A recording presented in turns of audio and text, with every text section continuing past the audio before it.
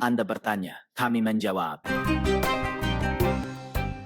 Selamat hari pemirsa yang terhormat, saya menyebut Anda dan semua pemirsa dimanapun atas nama Tuhan kita Yesus Kristus yang di dalamnya tidak ada keselamatan, di dalam siapapun juga. Saya menyebut Anda dalam episode baru dari program Anda bertanya, kami menjawab.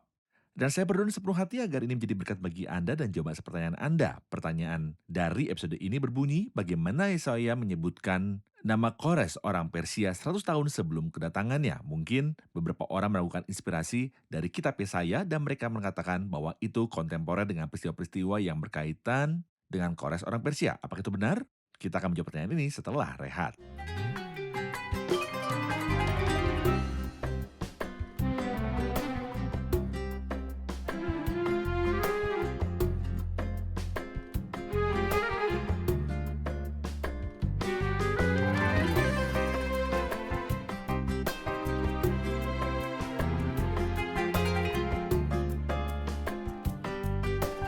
Tentu saja pertanyaan ini dapat diajukan oleh siapa saja yang membaca kitab suci secara dangkal dan siapa saja yang membaca kitab suci dan lupa bahwa penulisnya bukan Yesaya atas kehendaknya sendiri dan bukan Yeremia atas kehendaknya sendiri dan bukan Musa atas kehendaknya sendiri. Karena setiap orang yang menulis kitab dalam Alkitab tidak menulis atas kehendaknya sendiri, tetapi penulis jati adalah Roh Tuhan, Roh Kudus.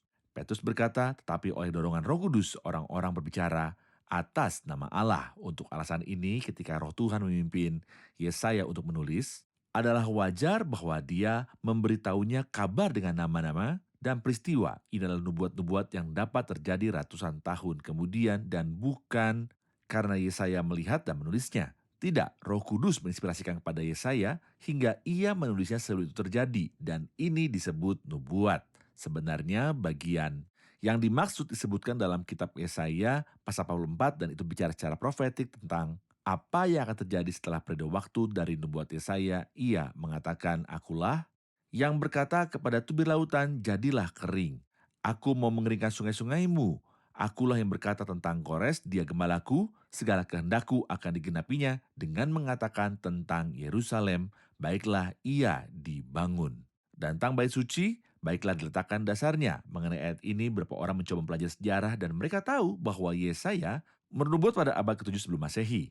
Tetapi Kores secara khusus berada di kerajaan Persia, kerajaan Media, dan Persia yang menggantikan kerajaan Babilonia. Jadi ketika Yesaya bernubuat, Babilonia belum menjadi kerajaan dan belum menyerang umat Tuhan dan penawanan Babilonia terjadi. Kemudian kerajaan Media dan Persia muncul. Jadi Kores ini adalah orang Persia, bukan Babilonia. Jadi Kores datang secara kronologis lebih dari 100 tahun setelah nubuat Yesaya. Anda ingat bahwa Kores adalah orang yang memerintahkan kembalinya para tawanan dan dia ada di sekitar 538 sebelum Masehi. Dan ketika para tawanan kembali, mereka mulai membangun bait suci dan kemudian tembok-tembok dipimpin oleh Nehemia dan kebanggaan rohani yang terhormat dipimpin oleh Ezra.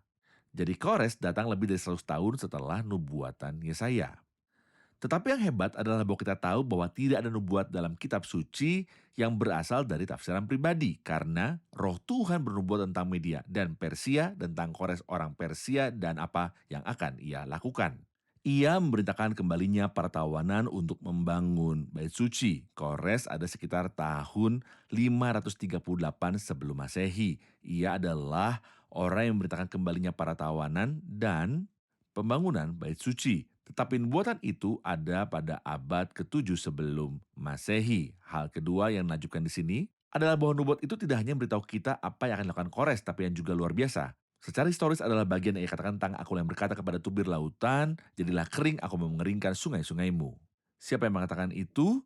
Tuhan adalah yang mengatakan itu. Samudra raya dan sungai-sungai mana? Ya, sejarah memberitahu kita bahwa kerajaan Babilonia menguasai umat Tuhan pada waktu itu seperti yang kita tahu. Ini adalah nubuatan Daniel 7 dan mimpi Nebukadnezar dalam Daniel 2. Disamakan dengan kepala emas dalam patung zaman bangsa-bangsa. Babilonia menguasai umat Tuhan, tetapi Tuhan berkata bahwa kerajaan kedua akan datang, namanya adalah Media dan Persia. Itu adalah bagian kedua dari patung dan binatang kedua dari zaman bangsa-bangsa yang dilihat Daniel dalam pasalnya yang ke-7. Agar kerajaan kedua ini, Media dan Persia, datang dan menghancurkan Babilonia, mereka melakukan sesuatu yang dicatat oleh sejarah. Sejarah memberitahu kita bahwa ketika kerajaan Media dan Persia ingin menghancurkan kerajaan Babilonia, mereka mengepung kota Babylon. Mereka pergi kota yang dikelilingi dengan tembok-tembok besar, tapi sungai Efrat mengalir di bawah tembok. Jadi apa yang mereka lakukan? Mereka mengalihkan sungai Efrat Dan ketika mereka melakukannya, mereka mengeringkan bagian yang berada di bawah tembok dan para prajurit menyusup di bawah tembok kota Babylon. Mereka memasuki kota sementara Belsyazar, raja besar, sedang mengumpulkan 1.000 pembesarnya seperti yang dikatakan kitab suci dalam kitab Daniel pasal yang kelima. Pada saat itu mereka memasuki istana kerajaan dan buruh yang terakhir dari raja-raja Babilonia dan mengambil kota itu. Sejak saat itu, zaman Media dan Persia dimulai. Dan ini adalah yang dikatakan Alkitab melalui nubuat. Apa yang dikatakannya? Akulah yang berkata kepada tubir lautan, jadilah kering, aku mau mengeringkan sungai-sungaimu. Tuhan akan mengeringkan sungai yang adalah sungai Efrat, dan inilah yang digenapi Media dan Persia kepada tubir lautan, jadilah kering. Tuhan akan mengeringkan kedalaman sungai dan mengalirkan sungai untuk memungkinkan para prajurit masuk di bawah tembok, untuk menghancurkan kota Babylon dan kerajaan Babilonia, untuk mendirikan era Media dan Persia. Sehingga Kores orang Persia yang dibuatkan Alkitab akan datang, dia gembalaku, segala kehendakku akan digenapinya. Kemudian Kores akan memerintahkan kembalinya para tawanan untuk membangun bait suci untuk melaksanakan kehendak Tuhan. Peristiwa-peristiwa ini dimaksudkan secara tepat pengambil alihan kota Babylon dan pengalihan sungai. Peristiwa-peristiwa ini dan secara tepat kedatangan Kores orang Persia secara khusus. Yesaya bernubuat tentang mereka sebelumnya lebih dari 100 tahun sebelum itu terjadi. Dan pertanyaannya adalah, saudara-saudara yang terkasih, siapa yang mengatur peristiwa politik dan alam semesta? Tuhan melakukannya. Sebenarnya Tuhan adalah yang maha tinggi yang memerintah dalam kerajaan manusia. Itulah sesuatu yang menakjubkan bahwa Alkitab memberitahu kita sebelumnya nama raja yang akan datang sekitar 100 tahun kemudian, dan itu memberitahukan kita bagaimana Media dan Persia akan mendominasi kerajaan Babilonia dengan mengalihkan sungai dan penyusupan para prajurit di bawah tembok kota Babylon. Siapa yang bisa mengatakan kata-kata ini kecuali Tuhan yang maha tahu, kecuali Tuhan yang mengendalikan peristiwa-peristiwa sejarah. Saya tahu bahwa yang maha tinggi berkuasa atas kerajaan manusia. Sebenarnya kita juga bisa melihat sesuatu yang lain, bahwa bahkan Kores orang Persia yang adalah raja dalam serangkaian kerajaan selama zaman bangsa-bangsa adalah pelayan bagi kehendak Tuhan. Apa artinya ini? Ini berarti bahwa Tuhan menunjukkannya sehingga ia mengembalikan pertawanan dan memenuhi kehendak Tuhan.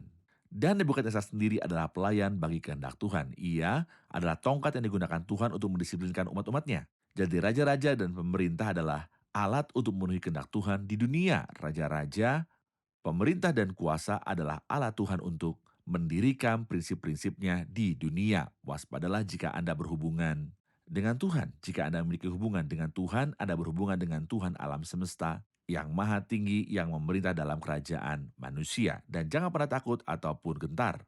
Keadaan Anda tidak berada di tangan seorang pemerintah, pemimpin, raja, ataupun kaisar. Tetapi keadaan Anda berada di tangan Tuhan yang mengendalikan raja-raja, yang memindahkan raja-raja dan mengangkat raja-raja. Tetapi yang ingin saya tinggalkan untuk Anda di akhir episode ini adalah bahwa Alkitab adalah kitab yang hebat, tidak ada satu kesalahan pun di dalamnya. Bagaimana saya bernubuat tentang Kores 100 tahun sebelum ia datang, tetapi oleh dorongan Roh Kudus orang-orang berbicara atas nama Allah. Saya akan bertemu dengan Anda dalam episode baru yang akan datang. Tuhan menyertai Anda. Anda bertanya, kami menjawab.